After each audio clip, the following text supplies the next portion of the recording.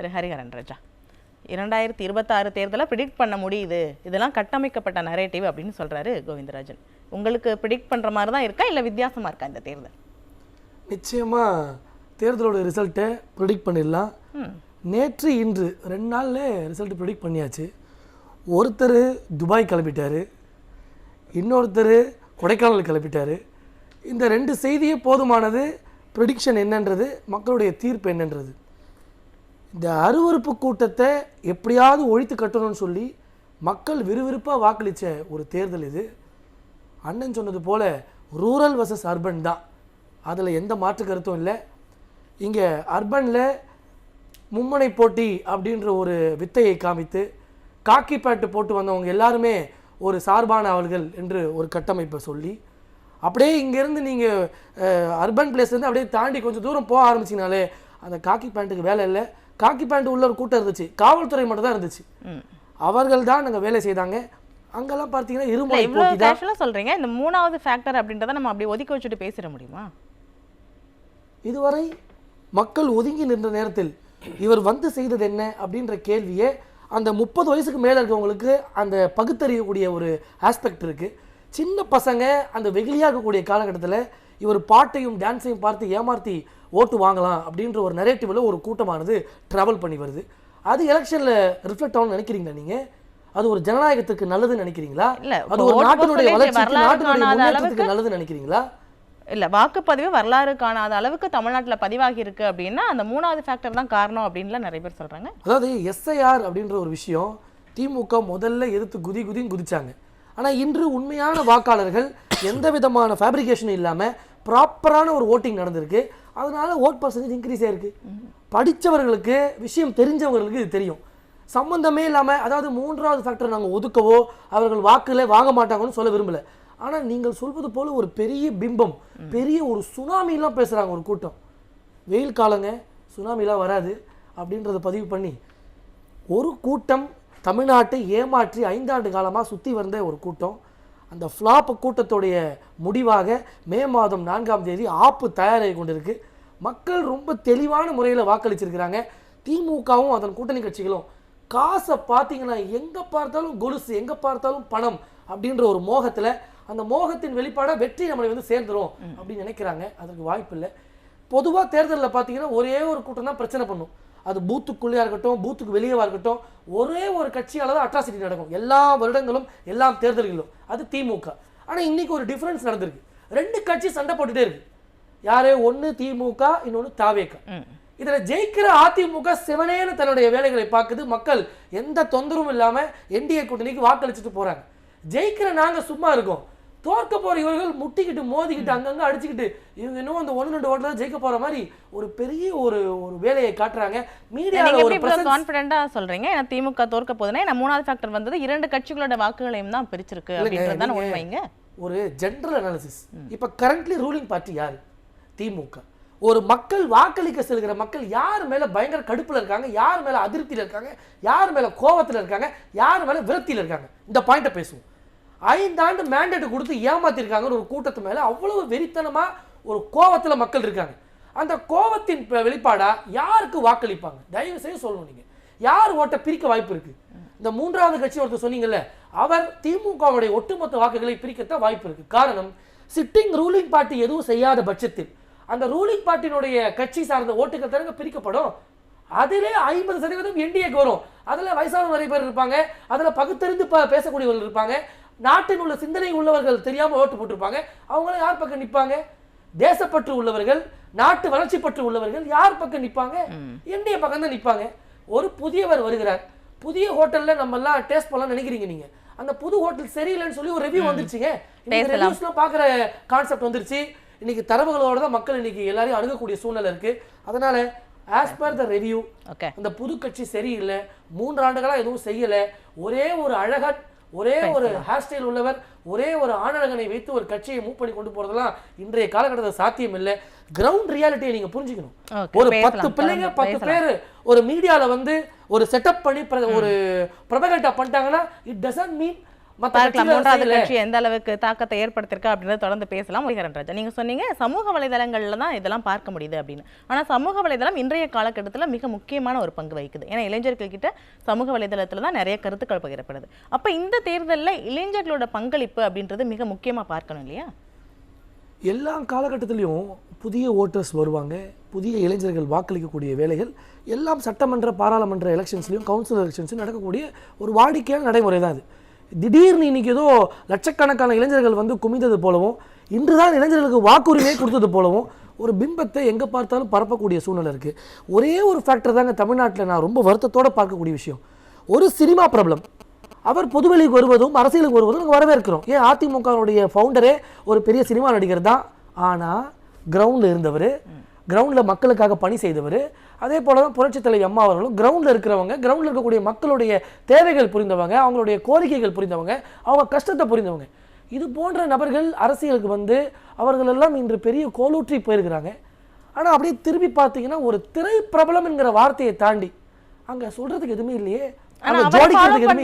அவரை ஃபாலோ பண்ணி அவருக்காகவே ஓட்டு போடுறவங்களுக்கு அது மட்டுமே போதுமானதா இருக்குல்ல?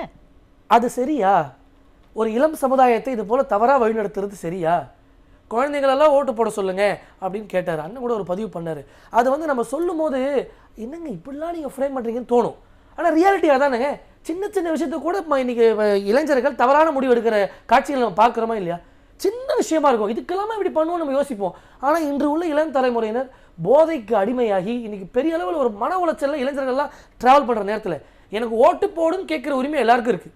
ஆனால் எடப்பாடி அவர்களும் எனக்கு ஓட்டு போடுங்க, உங்களை எல்லாம் நான் பாஸ் பண்ணியிருக்கேன் அப்படின்னு உரிமையாக கேட்குறாரு. அது எவ்வளோ ஒரு ஆர்கானிக்காக இருக்குது. ஒரு உரிமையை ஆசையை கட்டுப்போங்க. நீங்கள் ஒரு மாதிரி த்ரெட்டன் பண்ணுற மாதிரி நீங்க அதோட இதெல்லாம் ரீல்ஸ்லாம் பாத்தீங்களா? அதாவது சமூக வலைதளம் சரியான பாதையில பயணித்தா நம்ம அதை பத்தி கொஸ்டினே கிடையாது. ஒரு திரைப்பிரபலம் மக்கள் ஏற்றிட்டு போட போய் தொலைதுன்னு விடலாம். ஆனா அந்த ரீல்ஸ்லாம் பாத்தீங்களா? விஜய்க்கு ஓட்டு போடல உனக்கு விஷம் வச்சிருவேன், இதை நீ பாத்தீங்களா இல்லையா? வீட்டுக்குள்ள உன்னை சேர்க்க மாட்டேன், வெளியே அனுப்பிச்சிருவேன். இதெல்லாம் நல்லதா? ஒரு சமூகத்திற்கு இதெல்லாம் நல்லதா? இதே ரியாலிட்டியில் நடந்தா என்ன மேடம் ஆகுது? விஜய் என்ன ஆன்சர் பண்ணுவாரா?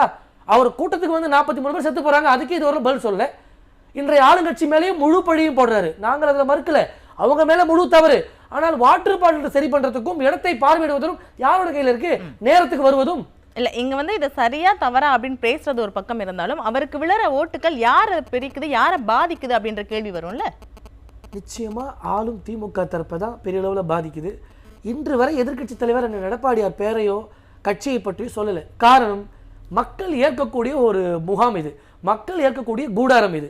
இதையும் டச் பண்ணா வர நாளோடு கூட வராதுன்றதுல விஜயன் ரொம்ப கிளியரா இருக்காரு ஃப்ரம் டே ஒன்.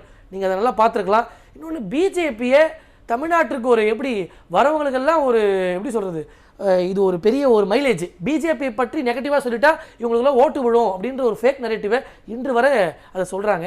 மகளிருக்காக ஒரு ரிசர்வேஷன் மசோதாவை கொண்டு வரதுக்கான முயற்சிகளில் ஈடுபடுறாங்க. அதே போல டீலிமிட்டேஷனுக்கான ஒரு முயற்சியை கொண்டு வராங்க. இன்னைக்கு எஸ்ஐஆருக்கான முயற்சியை கொண்டு வந்ததுனால அதனுடைய பாசிட்டிவ் விளைவு என்ன? ஒரு கவர்மெண்ட் எடுக்கக்கூடிய மெஷர்ஸ் எல்லாமே நாளடைவில் பாசிட்டிவா தெரியுதுங்க. அப்போ அவங்க மேல மிஸ்டேக்கே இல்லைல்ல. காசு தரலன்னு ஒரு குற்றச்சாட்டு சொல்லுவாங்க. ஃபைனான்ஸ் கமிஷனை பத்தி இவங்களுக்கு எதுவுமே தெரியாது. மும்மொழியை பத்தி எதிர்ப்பாங்க, ஆனால் இவங்க வீட்டில் ஃபுல்லாக மும்மொழி படிப்பாங்க. டோட்டலாக ஒரு கவர்மெண்ட்டுக்கு அகேன்ஸ்டாக கான்ட்ரடிக்டரி ஸ்டேட்மெண்ட்டை சொல்றதுக்கு திமுக காரனை கூட வச்சுக்கலாம் நீங்க. ஆனால் நடைமுறைக்கு சாத்தியமானது, நடைமுறைக்கு நல்லதை ஒரு மத்திய அரசு செய்து அந்த நல்ல விஷயங்களை தமிழ்நாட்டில் முழு வீச்சில் செய்யணும்னு அதிமுக துடித்து கொண்டிருக்கு. ஒரு சாமானியர் அவர் பேசக்கூடிய பிரச்சாரங்களை மக்கள் பார்க்கிறாங்க. அவர் வாக்குச்சாவடிக்கு போகக்கூடிய நேரத்தில் அவ்வளோ பெரிய வரவேற்பு ஒரு சாமானியருக்கு இருக்குங்க. நீங்க திரை வெளிச்சம் ஒரு 10 மீடியா வந்து எடுத்துருச்சுன்னா அவங்க is it okay for leadership, is it okay for chief minister candidate? ஆனால் இன்னொன்று நீங்கள் பார்த்துக்கணும், பயங்கரமாக ஓட்டு விழுந்துருச்சு, பயங்கரமான போலிங், பெரிய தாக்கம் இருக்குமோ, சுனாமி இருக்குமோ, அலை இருக்குமோலாம் பேசுகிறோமே. ஓட்டு போட்ட அந்த நபர்களை கேளுங்களேன், போட்டுட்டோம் ஆனால் அடுத்த முறை தான் போல. சத்தியமான அதை விளையாட்டுக்கு சொல்லலை, நீங்கள் ஓட்டு போட்டவங்களும் ரொம்ப டவுட்ஃபுல்லாக இருக்காங்க. திமுகவுக்கு டவுட்டே இல்லை, இந்த முறை நமக்கு ஆட்சி இல்லை. மிட்டாமராச குடும்பத்திலிருந்து மிட்டாமராச குடும்பம் மண்ணக்கவ இருக்கிறது, ஒரு சாமானிய கூட்டம் இன்னைக்கு ஆட்சி அமைச்சு கூட சொல்றாரு ஃபுல் கான்ஃபிடென்ட்ல இருக்கோம் நாங்க தான் அப்படின்னு. அதாவது அவர் கான்ஃபிடன்ஸு ஓவர் கான்ஃபிடன்ஸாக கடந்த 5 ஆண்டு இருந்துச்சு. அதனுடைய விளைவாக தான் இன்னைக்கு மக்கள் சிறையிலிருந்து விடுதலை பெறுவதற்கான ஒரு நேரமாக இந்த தேர்தலை பார்த்தாங்க. ஒரு ஆளுங்கட்சி மேலே எவ்வளவு கோபம் இருந்தால் 7 மணிலேருந்து 9 மணி வாக்குகள் சதவீதத்திலே 1 கோடி மக்கள் ஓட்டு போட்டாங்க. நான் அதை ஓட்டு போடுறது தவறுன்னு சொல்ல. இது ஆளுங்கட்சிக்கு எதிரான மனநிலை அப்படின்னு தான் பாக்குறீங்களா நீங்க? டெஃபினட்டா மேடம். அந்த வெளியில அந்த முகவர்கள் போட்டிருப்பாங்க அங்கங்க சரி பார்க்கறது. திமுக முகவர்கள் போட்ட சேர் கிட்ட ஒரு ஆள் கிடையாது, ஒரு பப்ளிக் கிட்ட நிக்க மாட்டாங்க. காரணம் 5 ஆண்டு எங்ககிட்ட நீங்க இல்லையே, நாங்க எதுக்கு உங்ககிட்ட வந்து நிக்கணும்? ஒரு கேண்டிடேட்டையும் பாருங்களேன், களத்துக்கே வராதவங்க, இன்ஸ்டாகிராம்ல கவிதை போடுறவங்க, இவங்களாம் கேண்டிடேட் இன்னைக்கு திமுகல. இன்னொரு வேட்பாளர் போய்கொண்டே இருக்காரு. அண்ணே நல்லா இருக்கீங்களா? அந்த வேட்பாளர் கேட்கறாங்க, யார்? நம்ம ஆவடி நாசர். அவர் நினைச்சிருச்சா மக்களுக்கு நம்ம மேல எவ்வளவு லவ், நல்லா இருக்கம்பா, பார்த்து 5 வருஷம் ஆகுது, கேட்டது அதே பொதுமக்கள் தான். இன்னொரு இடத்துல நம்ம லியோனி அண்ணன் போறாரு, அங்க பாட்டில் தூக்கி அடிக்கிறாங்க. இதுதான் இவங்களுக்கான வரவேற்பு. ஆனா என்டிஏ கூட்டத்திற்கு அண்ணன் எடப்பாடி அவர்களுக்கு, அண்ணன் நயினார் அவர்களுக்கு, இப்போ மோடி ஐயா வந்தார், அமித்ஷா ஐயா வந்தார், பூ மாலைகளால் எங்களை குளிப்பாட்டுறாங்களே மக்கள். ஏன்? காரணம் ஒரே விஷயம்தான், இவங்க மக்களுக்காக வர துடிக்கிறாங்க, மக்களுக்கு வேலை செய்யக்கூடிய கெப்பாசிட்டி உள்ளவங்க. அந்த வாக்குறுதின்னு ஒன்று சொல்றாங்கல்ல, அதை உண்மையாவே நிறைவேற்றக்கூடிய ஒரு ஆண்மை படைத்த ஒரு கூட்டமாக மக்கள் என்டிஏ கூட்டணியை பார்க்குறாங்க. இன்னொன்று, இந்த கூட்டணி வரும்பொழுது பெரிய ஆட்டோ பாம் போல வந்து கடைசியில புஷ்பானமானதை இந்த 5 ஆண்டுல மக்கள் ரொம்ப கண்கூடா பார்த்தாங்க. அதாவது கைப்புண்ணுக்கு கண்ணாடி தேவையில்லை, இந்த திருட்டு கூட்டத்துக்கு எந்த தரவுகளும் தேவையில்லை. ஒரே ஒரு தரவு தான், 5 ஆண்டு தகராறு செய்த இந்த கூட்டத்தை வீட்டுக்கு அனுப்பக்கூடிய முடிவுக்கு எல்லாரும் வீட்டை விட்டு வெளியே வந்து இன்று வாக்களிக்கக்கூடிய சூழல் நடந்தது. நன்றி, கருத்துக்கு நன்றி. ஹரிஹரன் ராஜா, இப்போ இவர் சொல்றாரு 3வது ஃபேக்டர் பிரிக்கிற ஓட்டுப்படி தான் நம்ம பார்க்கணும் அப்படின்னு. ஆனா இந்த 3வது ஃபேக்டர் அப்படின்றது அது ஒரு பக்கம் இருந்தாலும் இப்போ வாக்கு சதவீதம் அப்படின்றது இயல்பா எப்பவுமே ஏறிட்டு வர்றதா. இதுல ஒன்றும் பெரிய வித்தியாசம் ஒன்றும் கிடையாது. ஒவ்வொரு சட்டமன்ற தொகுதியிலையும் பார்த்தோம்னா 10,000 ஓட்டு தான் அதிகமா இருக்கு அப்படின்ற பட்சத்துல கிட்டத்தட்ட 2,30,00,000 வாக்கு தான், 2 லட்சம் வாக்கு தான் அதிகமா விழுந்திருக்கு அப்படின்றத நம்ம பார்க்கப்படுது. அப்ப இந்த ஒரு வாக்கு சதவீதம் அப்படின்றது தேர்தலில் ஒரு மிகப்பெரிய மாற்றத்தை ஏற்படுத்துமா? இன்னைக்கு எக்ஸ்பைரி கூட்டம் எரிச்சல் இருக்கு. ஒரே காரணம் தான், மணி டிரான்ஸ்ஃபர் ஆயிடுச்சு. அங்கங்கே மக்களுக்கு பணம் கொடுக்குற வேலை நடந்துருச்சு. மணி டிரான்ஸ்ஃபர் நடந்துருச்சு, ஓட் டிரான்ஸ்ஃபர் நடக்குமான்னு சொல்லி இன்னைக்கு இந்த எக்ஸ்பைரி கூட்டம், திமுக கூட்டம் எரிச்சல் இருக்கக்கூடிய காட்சி. அதனுடைய விளைவாக தான் இவங்கெல்லாம் இன்னைக்கு ஊரை பார்த்து ஓடக்கூடிய காட்சி, டூருக்கு போகக்கூடிய காட்சி. காரணம் இதுவும் 5 ஆண்டு காலம் இல்லை, இனி வரக்கூடிய ஆண்டுகளெல்லாம் டூர்லேயே இருக்க சொல்லுங்கள். தமிழ்நாடு செழிப்போடு நல்லா இருக்கணும்னா இவங்க டூரில் இருந்தால் தமிழ்நாடு காக்கப்படும் என்று சொல்லி. இன்னொன்று, social media influence, social media பெரிய தாக்கம். இந்த மீடியாலாம் உட்காந்துக்கிட்டு திமுகவுக்கு தான் எட்ஜ், திமுகவுக்கு தான் ஆட்சி, அவங்களாம் மனசாட்சி வீட்டிலே கட்டி வச்சுட்டு வருவாங்களா என்னன்னு ப்ராமிஸாக தெரியல. இதே சோஷியல் மீடியா ஆட் போட்டு நம்ம உயிர் எடுக்கிறாங்க, எதையுமே பார்க்க முடியல. திமுகவுடைய விளம்பரங்களை பார்த்து தலை சுத்தது. புதிய 3 பாடல்கள், புதிய ஹேர்ஸ்டைலோடு நம்மளுடைய காபந்து முதலமைச்சர்.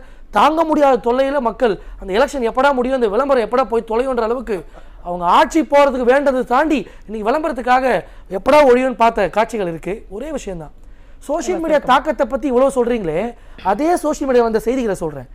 பெண்களுக்கு எதிரான பாலியல் குற்றங்களை பற்றி இந்த சோஷியல் மீடியா வந்துச்சு, குழந்தைகளுக்கு எதிரான போக்சோ வழக்குகளை பற்றி இந்த சோஷியல் மீடியாவில் வந்துச்சு, பட்டியலின மக்களுக்கு எதிரான குற்றங்களுக்கு இந்த சோஷியல் மீடியாவில் வந்துச்சு, ஆணவ கொலைகளை பற்றி சோஷியல் மீடியாவில் வந்துச்சு, கொலை, கொள்ளை, வழிப்பறி இதை பற்றிலாம் சோஷியல் மீடியாவில் வந்துச்சு. இன்னைக்கு ஊழியர்கள், அரசு ஊழியர்கள் நிரந்தரம் பண்ண வேலையை கேட்கும் போது சிறையில் தூக்கி போட்டீங்களே, அது சோஷியல் மீடியாவில் வந்துச்சு. விவசாயிகளுக்கு குண்டாஸ் போட்டீங்களே, அது சோஷியல் மீடியாவில் வந்துச்சு.